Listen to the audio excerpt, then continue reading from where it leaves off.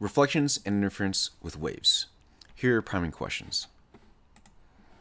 When we talk about wave reflections, we have to do this concurrently with the type of boundary that we're working with for that particular wave. I'm going to start with fixed boundaries. And what you'll notice here, we have a wave propagating on a string. You can think of it like that. And the end over here is a fixed boundary, meaning it doesn't move. And what you'll notice is the wave, as it comes in, is on the top, and then it inverts and it reflects back on the bottom. We can use a few different terms for this. Invert is very good describing it. We can also use the term changing phase or changing polarity for this. So this is with a fixed boundary, the wave inverts. When we have a free end, and you'll notice that in this case, when we talk about free end, the end over here that is on the wall, if you want to think of it like that, it is free to move up and down. And what that allows the wave to do is, as it reflects back, it is able to reflect on the same side. It does not invert. It keeps the same phase or the same polarity. Now, wave interference. When we have two waves or more than two waves overlapping, we will get interference between those waves. And so I have a few different animations and videos here for you. So if you look at this, and I'll play this a couple of times, what you should notice here is we have one wave on top, one wave in the middle, and then the wave on the bottom is the interference between those two waves. That is where those two waves are overlapping. And what you want to pay attention to is what happens to the displacement or the amplitudes. And so I'm going to play this again as they go back through. So going to the right, going to the left, and then where they meet in the middle, what you should notice is that the amplitudes add. In this case, this is what we call constructive interference, and this is when the amplitude of the overlap is greater than the amplitude of the individual waves. Destructive interference, on the other hand, you'll notice that before they meet, that they have a different phase or a different polarity. One wave is on the top, one wave is on the bottom, and what's important to note is what happens where they meet, where they overlap. And so when you first watch this, it might seem like the waves just switch places, but if you watch carefully where they meet, what you should notice is that if we were to add up these amplitudes and given their directions, this is the sum of those amplitudes. And when we talk about destructive interference in particular, so that means that one wave is going to be on the top and one wave is on the bottom, so they have a different phase.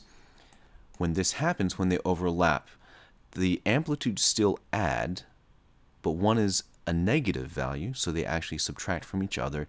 And the general principle here is that with destructive interference, the overlapping part of the wave, the amplitude will always be less than the amplitude of the individual waves. So this is sort of the opposite of constructive interference. And here are a couple of other diagrams that you can see. And here is constructive interference. You can see the blue and the red dotted lines as they represent each separate wave, and then the amplitude of the constructive interference. And here is another way of showing both constructive and destructive interference. We have a stationary wave, just as an example, and another wave that moves. And you can see that when the peak of one meets the trough of another, the overlap becomes a straight line. And when the two peaks and the two troughs overlap, the peaks and the trough of the overlap becomes much greater. Now for changing densities. When a wave hits a difference in density, the wave does two things. The first is it reflects, and you can see that here it goes back to the left. And the second thing is it goes forward. The term we use for that is refract. And so part of the energy of the wave is reflected back and part of it is refracted forward. And what you want to pay attention to is the impact of the density. So here we go from high to low, and what you should notice is that there is a difference in velocity of the wave, and in the reflection there is a difference in the amplitude of the wave. And the question I want to leave you off on with this and with the next one that I'm going to show you is, what type of boundary does this mimic with the reflection? And when it goes from high to low, what happens to the refracted wave? Now for this next one, this is going from low to high density, and the same thing happens in general terms. We have two things, reflection and refraction, and again, you want to pay attention to what happens to the reflected wave and what happens to the refracted waves or wave, and what type of boundary does this represent when going from low to high.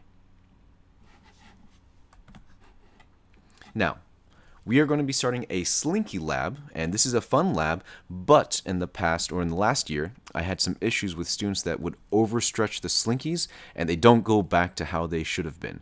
We have to throw them away at that point. So do not overstretch the Slinky. If you are concerned about it, don't stretch it more, okay? Or don't get it bound up either. If you stretch it out and you just let go of one end or the other end, the Slinky will come back together and it can bind up in itself and it'll kink, and once it kinks, that's it. We have to throw it away. And for the lab itself, quick, precise movements will show you the best waveforms that will allow you to see what's going on with the wave as it propagates down the Slinky.